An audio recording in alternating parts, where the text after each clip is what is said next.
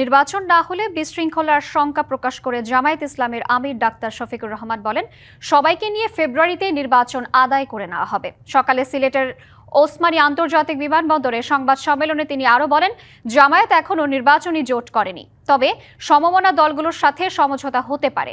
গণভোট নিয়ে জামায়াতের আগের অবস্থান পুনর্ব্যক্ত করে তিনি বলেন, ত্রয়োদশ জাতীয় নির্বাচন আর জুলাই সনদের আইনি ভিত্তির জন্যই আগে গণভোট প্রয়োজন।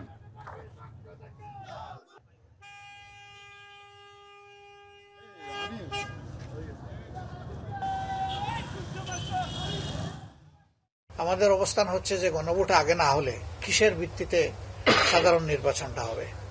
এই জন্য আমরা চাই গণভোটও আগে হোক এবং সনদ যেটা এটা তার আইনি বাস্তবতা খুঁজে পাক। আমাদের ভোটাররা 15 বৎসরের ক্ষুধার্ত, এই ক্ষুধার্ত বাঘের সামনে কেউ দাঁড়াইয়া পার পাবেন না ইনশাল্লাহ।